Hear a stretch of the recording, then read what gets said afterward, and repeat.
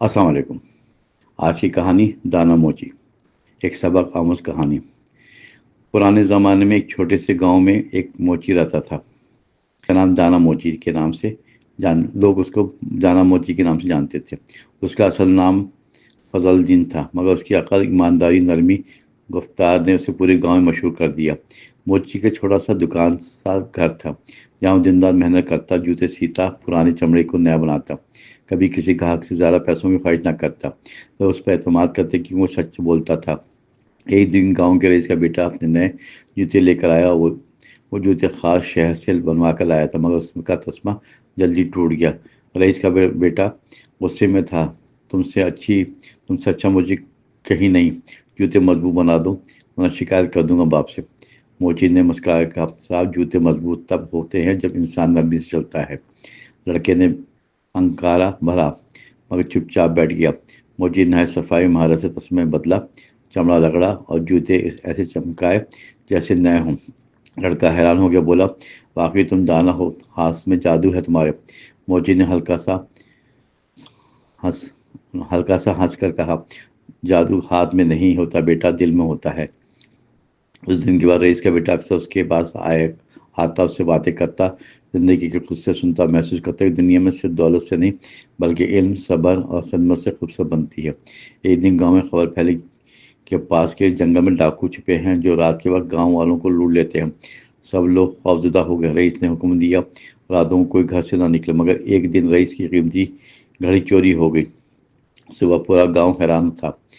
Rice ने सबको बुलाकर कहा, चोर हमारे बीच में है। मोची भी आया, मगर खामोश रहा। रईस ने कहा, अगर कोई मेरी घड़ी वापस कर दे तो उसे इनाम मिलेगा। सबने वादे किए, पर कोई घड़ी ना मिली। दाना मोची ने अपने शागिर्द से कहा, चलो बेटा, आज लोगों दिलों के जूते मरम्मत करने निकलते हैं। शागिर्द हैरान हुआ, दिलों के जूते, ये क्या मतलब है उस्ताद जी? मोची बोला, जैसे जूते चलने से घिस जाते हैं, वैसे दिल लालच से। वो दोनों गांव के बीच में मिठाइयाँ बांटने लगे। किसी को पैसा दिया, किसी को तसल्ली। जब सब खुश होने लगे तो मोची ने देखा कि एक गरीब मजदूर के हाथ कांप रहे थे। मोची ने नरमी से पूछा, भाई कुछ परेशानी है? मजदूर का चेहरा जर पड़ गया। मोची ने उसे अकेले बुलाया, कहा, सच बोलने से दिल हल्का हो जाता है। मजदूर ने आंसू भरी आंखों से जेब से एक घड़ी निकाली।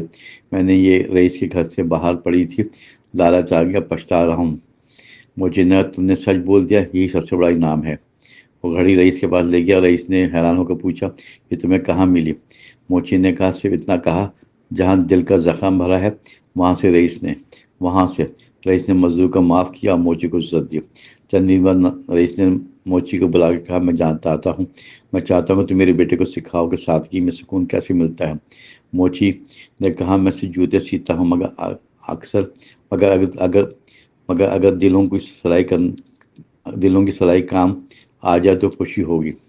रईस का बेटा रोज के पास आने लगा।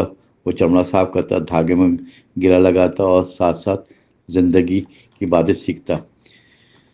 मोची कहता, देखो बेटा, जब तुम धागा जोर से खींचोगे तो टूट जाएगा, इसी तरह अगर जिंदगी पर जोर डालोगे तो बिखर जाएगी। एक दिन रईस के बेटे ने कहा, उस्ताद जी, क्या आपने कभी दौलत की ख्वाहिश नहीं की? मोची ने कहा, जब दिल मुतमईन हो तो दौलत छोटे सिक्के लगते हैं।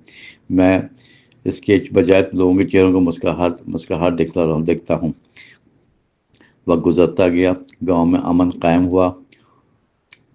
दाना मोची का नाम दूर दूर तक फैल गया। लोग दूसरे दूसरे गांव से आकर जूते बनवाते, उसकी बातें सुनते। उसके अल्फाज जिंदगी की सलाइयों से जैसे थे, सीधे, मजबूत मगर नरम।